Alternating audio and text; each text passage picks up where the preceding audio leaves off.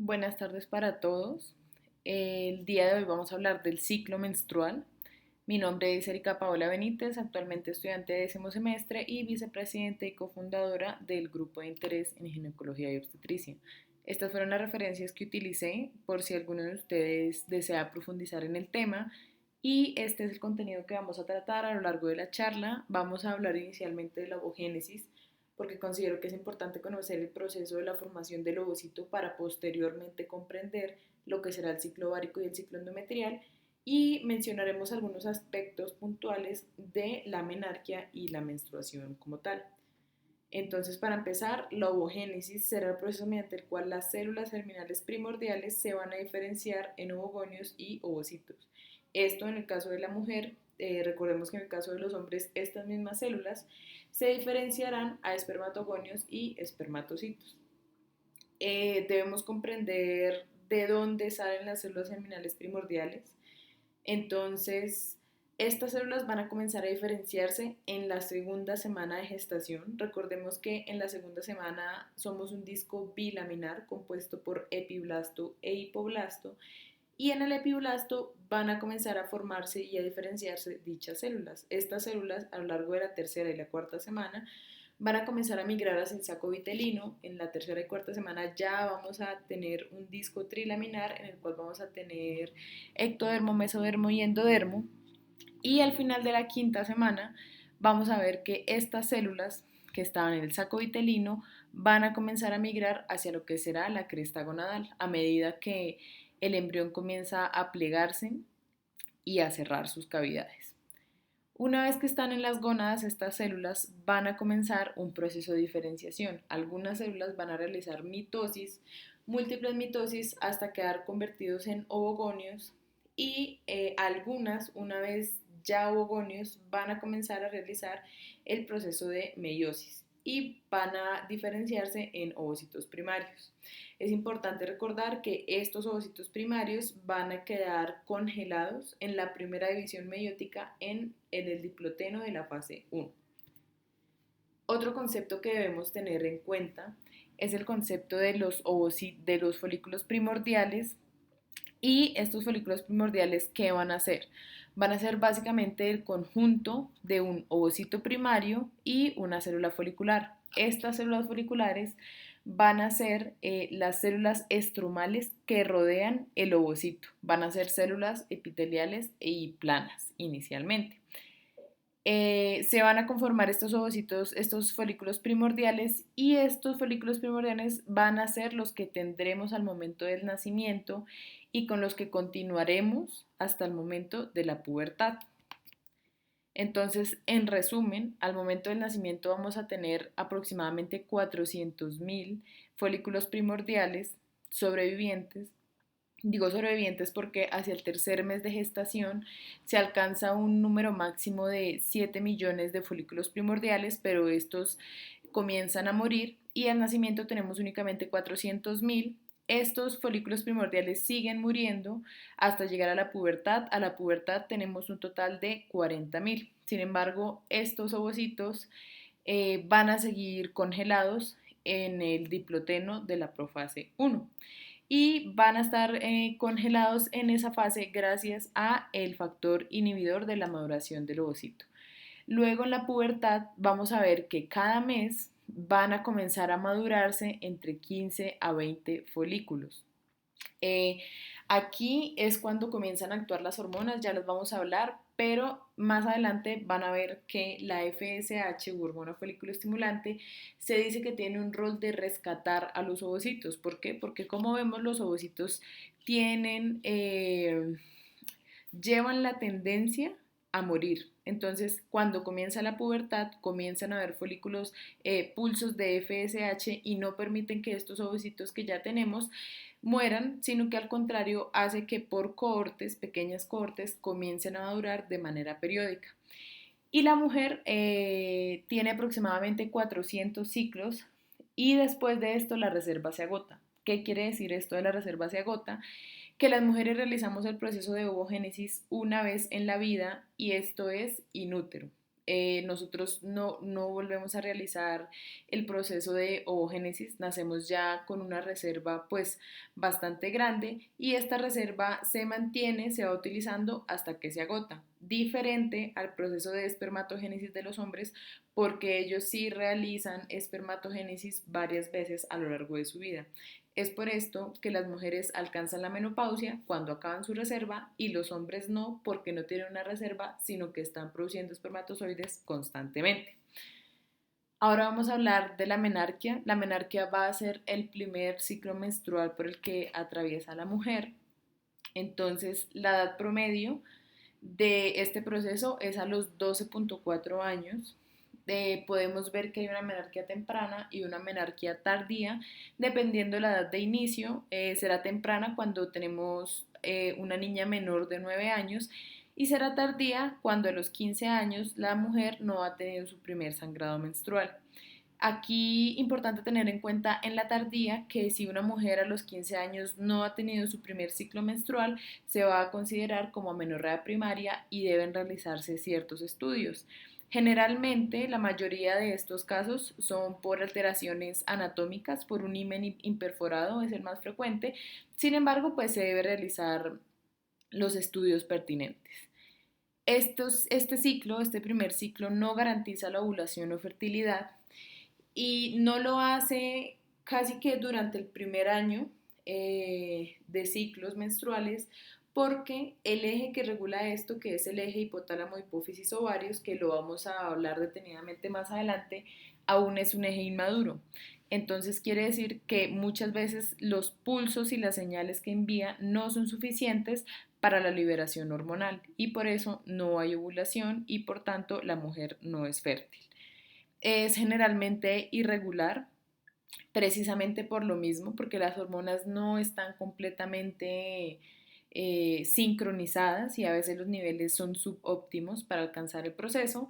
Y también se habla que indica la maduración del cuerpo femenino porque generalmente cuando las niñas se desarrollan, podemos relacionar este primer sangrado vaginal con un estadio de Tanner 4. Recordemos que la escala de Tanner va a ser la que nos clasifica las características sexuales secundarias y tenemos varios niveles. En este caso, esperamos que una niña Tanner 4 tenga su primer sangrado menstrual. Tanto es así que se dice que cuando una niña presente sangrado vaginal y no se corresponden las características sexuales secundarias con un Tanner 4, podemos pensar en diagnósticos diferenciales. Diagnósticos diferenciales como abuso sexual, trauma vaginal, un quiste o un tumor sangrante o alguna alteración de la coagulación. También se relaciona con el crecimiento porque durante esta etapa es cuando la mujer gana más estatura. Ahora vamos a hablar el ciclo ovárico que va a dividirse en dos fases que será la folicular y la lútea, pero primero vamos a hablar del eje hipotálamo hipófisis ovarios y las hormonas que controlan este eje. Entonces todo va a comenzar en el hipotálamo.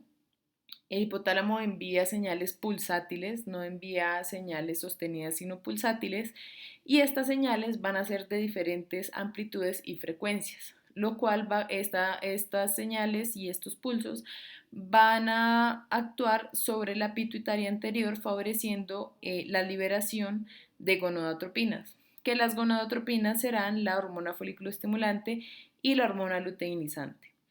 Entonces, retomando, el hipotálamo va a liberar pulsos de hormona liberadora de gonadotropina dependiendo de la amplitud y la frecuencia del pulso. Si es un pulso bajo, una frecuencia baja, vamos a liberar hormona folículo estimulante y si es una frecuencia alta, vamos a liberar hormona luteinizante. Cualquiera de estas dos gonadotropinas, según sea el estímulo, va a viajar a los ovarios y va a actuar directamente sobre el folículo primordial. Vamos a ver que a lo largo del ciclo ovárico estas hormonas, estas gonadotropinas van a tener diferentes niveles y van a tener diferentes funciones.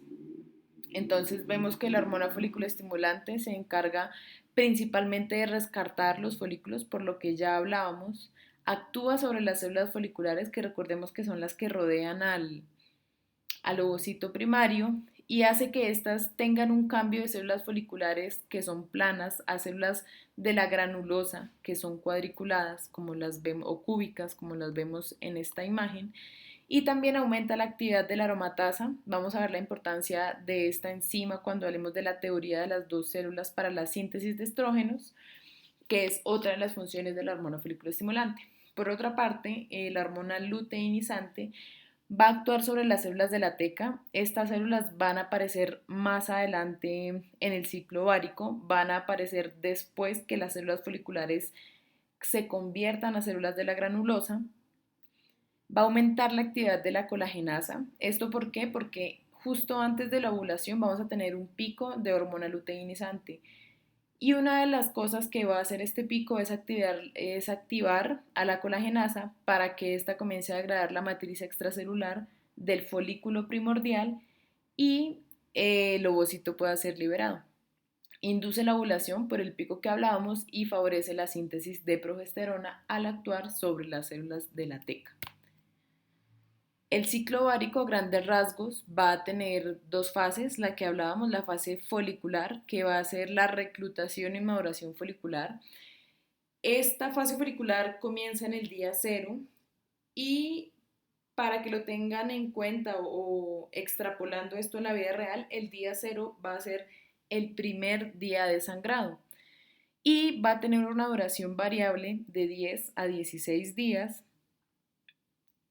antes de culminar. Se dice que en el día 14 va a ocurrir la ovulación, esto teniendo en cuenta un punto de referencia que va a ser un ciclo de 28 días, pero recordemos que no todos los ciclos son de 28 días, entonces la ovulación no estrictamente es en el día 14, esto por lo que hablábamos ahorita que la fase folicular tiene una duración diferente y por eso vamos a encontrar que hay ciclos menstruales de 27 días, otros de 32 y así, todo por la fase folicular. Y ahora pasando a la segunda fase, vamos a tener la fase lútea, que esta sí va a tener una duración no variable. Esta fase lútea dura de 9 a 11 días y pues inicia después de la ovulación. ¿Qué va a pasar en la fase lútea? Que las células de la granulosa que hablábamos ahora, una vez se libera el ovocito, van a sufrir un cambio y ya no van a responder a hormona folículo estimulante, sino que van a responder a hormona luteinizante. Ya vamos a ver por qué esto es tan importante. Ahora, para profundizar un poco más sobre la fase folicular, como les comentaba, pues va a ser la fase más larga, tiene una duración variable y comienza el reclutamiento de la cohorte de folículos primordiales que comentábamos que ocurría periódicamente. 15 a 20 folículos comienzan a madurar. A medida que el folículo va madurando, vamos a ver que se identifican diferentes tipos de células. Entonces, inicialmente teníamos un ovocito primario con unas células foliculares planas. Pero a medida que esta FSH o que este ovocito está siendo estimulado, este folículo primordial, perdón, porque es el conjunto el que es estimulado por la FSH, vamos a ver que ocurren cambios. Entonces aquí ya tenemos células cúbicas que van a ser células de la granulosa. Vemos que estas células, además de cambiar de forma, aumentan en número y aumentan en tamaño. Y también a medida que aumentan en número y en tamaño, vamos a ver que se comienza a acumular líquido dentro de ellas. Esto por la gran cantidad de nutrientes y de actividad que están sufriendo las células. Entonces vemos que esto va a formar una semiluna que se va a conocer como el antro y por eso cuando en el ovocito se observa esta semiluna vamos a hablar que ya está en la fase antral y vamos a conocerlo como folículo antral, folículo secundario o folículo de Graf, que va a ser el folículo que se va a madurar. Entonces, además de estos cambios, vemos que se forma una membrana basal que rodea las células de la granulosa e inmediatamente al lado están las células de la teca. Vamos a tener una teca interna y una teca externa. La teca interna va a ser la secretora, la que va a tener la función en la teoría de las dos células, y la teca externa va a ser más bien como una capa protectora. Tenemos también que las células de la granulosa que están al lado del ovocito, pues van a llamarse células del cúmulo oóforo, y estas células pues son importantes porque cuando ocurre la ovulación, estas se van a ir pegadas al cúmulo oóforo y van a constituir la corona radiada. La corona radiada es sumamente importante para el proceso de implantación y fecundación. Este es como el escudo que tiene el ovocito para que no cualquier espermatozoide pueda entrar, y es por esto que se dice que la mayoría de los errores genéticos de origen genético vienen de la madre y no del padre. ¿Por qué? Porque el ovocito no se deja fecundar por espermatozoides que tengan defectos, y de esto se encarga la corona radiada. Entonces, vemos que tenemos diferentes tipos de células y diferentes capas, sin embargo, no todos los folículos van a llegar a esta fase. Hacia el día 8 más o menos de la fase folicular se va a establecer un folículo dominante que va a ser el que va a madurar y va a ser ovulado y se va a ver así. Los demás ovocitos van a llegar más o menos a estas fases y se van a morir. ¿Esto por qué? Entonces, pues aquí hablemos de la teoría de las dos células. Generalmente vamos a ver que el eje hipotálamo, hipófisis, ovarios va a tener un feedback negativo que no va a permitir que haya niveles muy altos de estrógenos. Entonces, vamos a ver que el folículo dominante va a ser el folículo que tenga más receptores para estrógenos. Es porque le va a robar, por así decirlo, los estrógenos a sus compañeros, él va a crecer más y los otros se van a morir. ¿Qué pasa? Igual, aunque él le robe el estrógeno a sus compañeros, va a haber un momento en el que ese feedback negativo va a hacer que la cantidad de estrógenos que hay circundantes no sea suficiente. Pero en este momento el ovocito ya es lo suficientemente maduro, el folículo ya es lo suficiente maduro para producir sus propios estrógenos. Y acá es cuando hablamos de la teoría de las dos células. Entonces estamos aquí, célula de la teca, célula de la granulosa, y vemos que en la célula de la teca vamos a tener una enzima que se llama la colesterol desmolasa, y esta se va a encargar de convertir el colesterol que encontramos en la membrana celular de las células, en androstenediona. Esta androstenediona, que es un andrógeno, va a difundir a las células de la granulosa, y por acción de la aromatasa, que recordemos que quien se encargaba de activar esta aromatasa era la hormona folículo estimulante, se va a convertir en estradiol. Y este ya va a ser el estrógeno que va a actuar en nuestro ovocito, en nuestro folículo, y va a hacer que este pueda seguir madurando. ¿Qué es importante acá? Pues obviamente este proceso es mucho más largo. Este colesterol se va a convertir primero en androstenediona, luego se va a convertir en testosterona, la testosterona la vamos a convertir en estrona, y la estrona finalmente se va a convertir en 17 beta estradiol, que será el estradiol que encontraremos pues en el, en el plasma de la mujer, porque es el que se sintetiza naturalmente. Entonces, cuando veíamos la fase folicular, voy a devolverme, hablamos que este culmina con un pico de LH. ¿Qué pasa? El feedback negativo no es únicamente para que los niveles de estrógeno no aumenten, sino también para la LH. Entonces, si ustedes se fijan, la LH va a tener una actividad basal a lo largo de toda la fase inicial del ciclo, o sea, la fase folicular, y tiene un pico cuando va a ocurrir la ovulación o cuando va a culminar la fase folicular. ¿Por qué se da este pico? Eh, el, eje, el eje va a darle un feedback negativo a la LH y no va a permitir que éste aumente, la va a mantener así todo el tiempo. El estímulo para que este feedback pase de ser negativo a ser positivo para la LH serán los niveles de estrógenos. Entonces, ¿qué pasa? Tenemos un folículo dominante que va a comenzar a producir sus propios estrógenos, y eso quiere decir que los niveles de estrógenos circundantes van a aumentar, van a aumentar, van a aumentar, van a aumentar. va a haber un umbral de 200 picogramos mililitro y cuando se alcance este umbral de 200 picogramos y se sostengan esos niveles por al menos 48 horas, más o menos 48 horas, vamos a ver que el hipotálamo va a cambiar, el feedback va a cambiar y ya no vamos a tener un estímulo negativo para la LH, sino un estímulo positivo. Entonces es por eso que vemos que justo después de la elevación de los estrógenos va a ocurrir el pico de LH y vamos a culminar con la fase folicular. Posterior a esto, aproximadamente 12 horas posteriores al pico, vamos a ver qué ocurre la ovulación, que la ovulación que es la liberación del ovocito secundario con su corona radiada. Este pico de LH también va a ser que el ovocito ya no sea primario, o sea, que ya no esté en profase 1, sino que sea secundario y esté detenido ahora en metafase 2. O sea, completó su primera división meiótica y ahora quedó en la metafase de la segunda división meiótica. Es importante tener en cuenta que este ovocito no va a culminar su segunda división a menos que sea fecundado. ¿Listo? Durante la ovulación, pues vamos a tener contracción de las paredes ováricas, las metaloproteínas que nos van a degradar la matriz extracelular para permitir la liberación.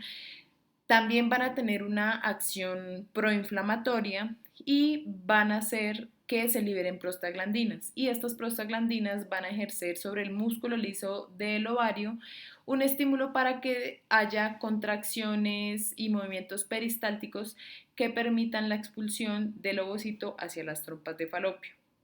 Va a ocurrir la luteinización de las células de la granulosa. Esto quiere decir que las células de la granulosa inicialmente respondían a FSH y producían estrógenos, pero ahora después del pico los receptores van a cambiar y ya no van a responder a FSH, sino que van a responder a LH y por ende van a producir progesterona, ya no van a producir estrógenos. Ahora adentrándonos en la fase lútea, pues ya tenemos la formación del cuerpo lúteo. Cuando las células de la granulosa comienzan a producir progesterona, ya no estamos hablando de un folículo de Graf, sino del cuerpo lúteo, que serán los remanentes de ese ovocito que fue ovulado. Se encarga de producir progesterona, esto es súper importante porque recordemos que en caso que haya fecundación, este cuerpo lúteo y esta fase lútea no va a tener la duración de 9 a 11 días que mencionábamos previamente, sino que se va a prolongar hacia aproximadamente el tercer o cuarto mes de gestación. ¿Qué va a pasar?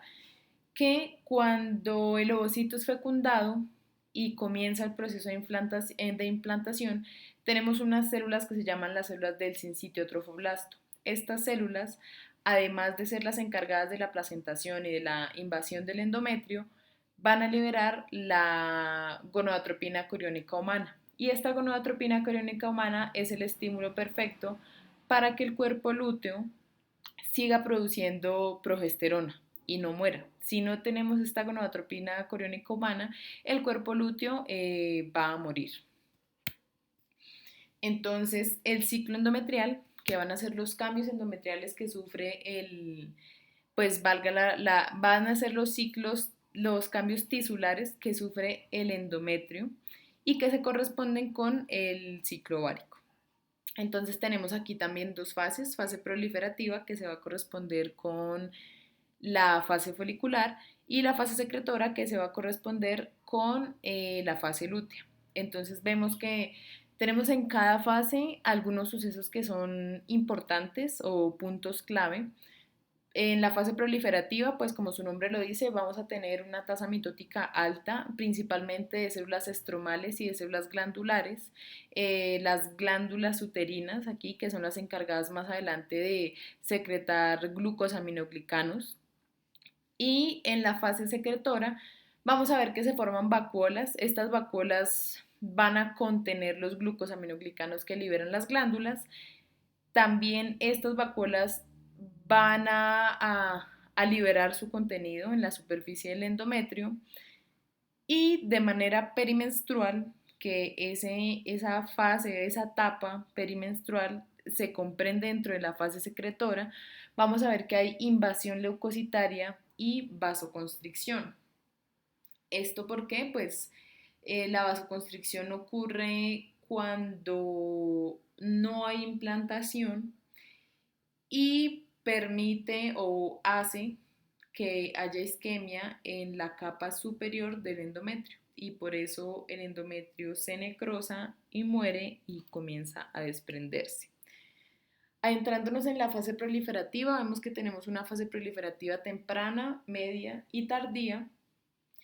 Lo importante de la fase temprana es que vamos a tener regeneración del epitelio endotelial y angiogénesis y proliferación glandular.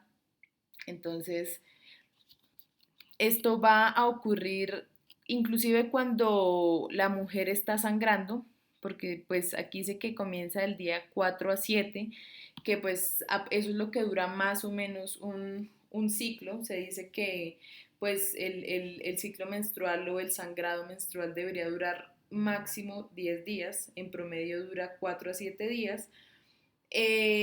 Después de esto es que comienza la regeneración del epitelio. Sin embargo, antes, mientras todavía continúa el sangrado, el epitelio ya está comenzando el proceso de angiogénesis, sobre todo. Eso es lo que primero ocurre.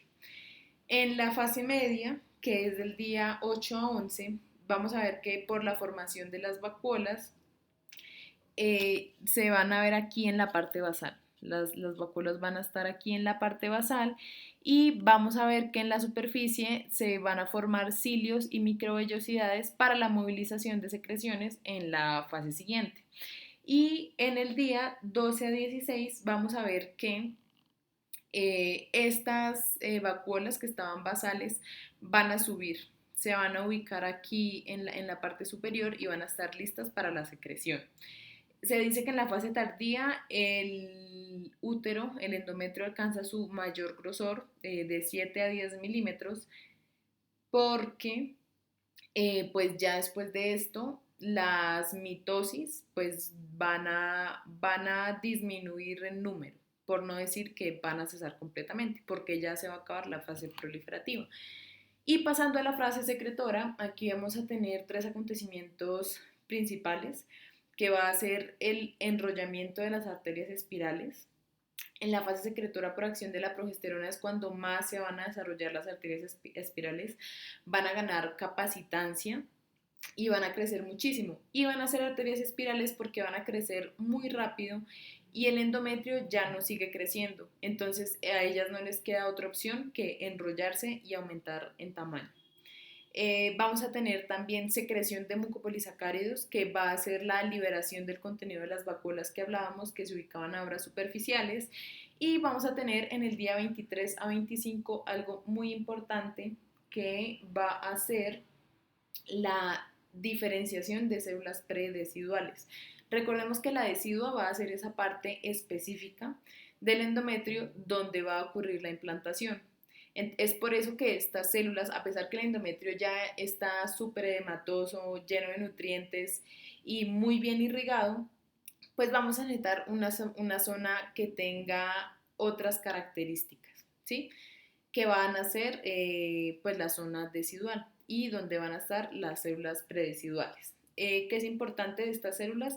Que rodean las arterias espirales. Esto quiere decir que más adelante, en caso que haya implantación, estas van a ayudar al sincitotrofoblasto a la invasión de dichas arterias y vamos a ver que hacia el día 27 va a haber una infiltración linfocítica.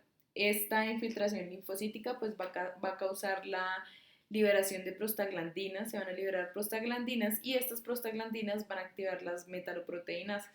En el caso que haya fecundación, pues para que sea más fácil el proceso de implantación y en el caso que no, permite la descamación de las capas del endometrio. Entonces, pues aquí vemos miren, hacia el día más o menos 4 sigue la menstruación, pero ya después comienza la fase proliferativa, que era lo que hablábamos, y esta ya pues sería la fase secretora. Las hormonas en el endometrio van a ser pues principalmente el estrógeno y la progesterona.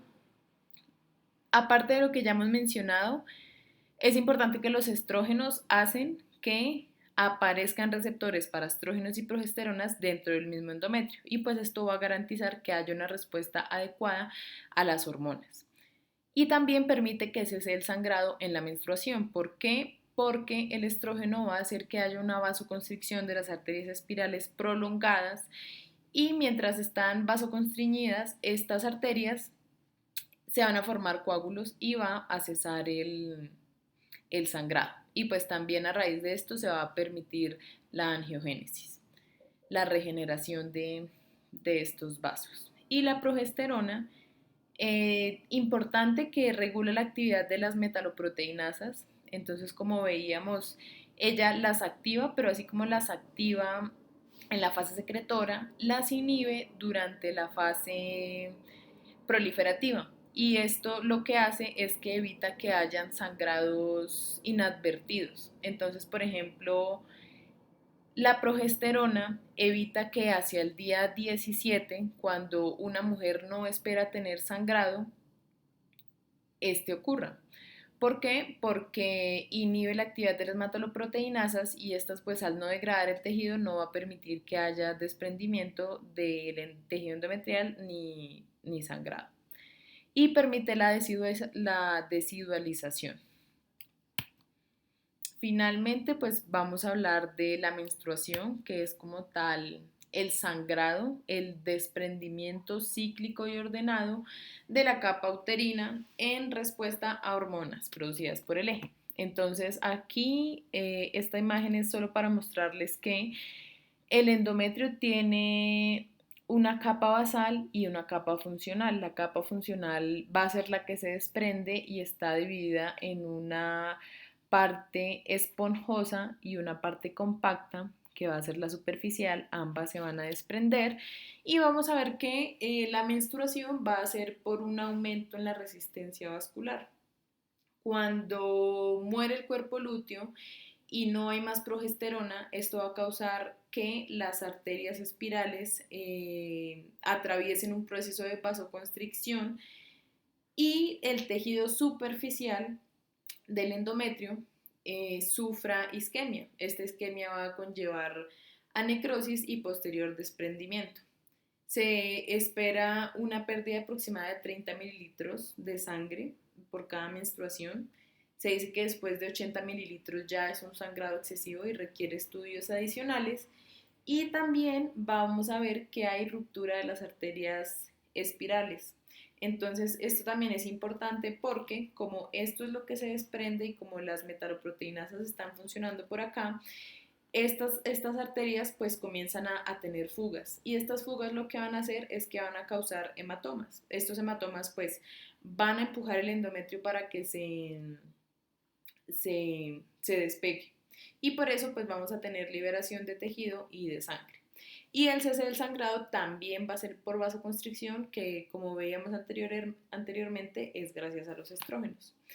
Por último, traigo esta imagen a modo de resumen.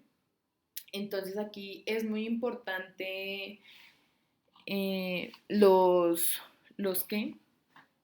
que podamos hacer esa relación entre el ciclo ovárico y el ciclo endometrial, porque no es que esté ocurriendo algo en los ovarios y luego ocurra algo en el endometrio, sino que esos procesos están directamente relacionados y se comprenden y tienen que estar juntos para poder funcionar bien. Por ejemplo, si el endometrio no responde a las hormonas, por más que tengamos fecundación, no va a ser posible que haya implantación, porque el endometrio no va a tener las características necesarias para que ocurra este proceso.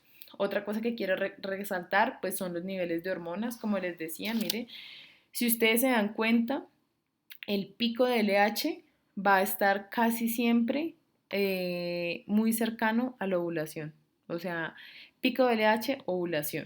Y también vemos que los estrógenos van a estar correspondidos con la fase proliferativa o la fase folicular y la progesterona va a estar en la fase lútea. Esto por quienes veíamos que se producían. También vemos que aquí nos señalan los niveles que se alcanzan. Esto es muy importante, los niveles hormonales. ¿Por qué? Porque, por ejemplo,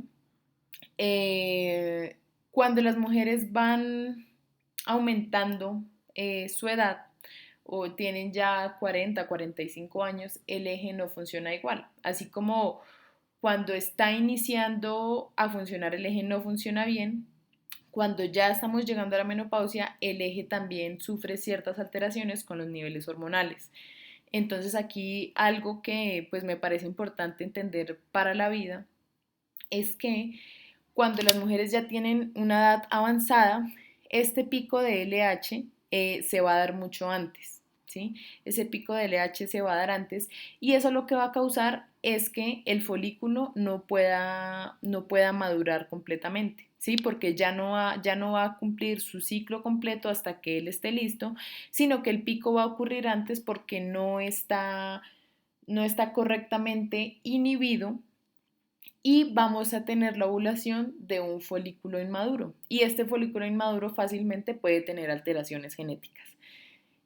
También otra cosa que nos explica la mayor incidencia de alteraciones o malformaciones genéticas en mujeres con embarazos a edades tardías es que los folículos duran congelados mucho tiempo.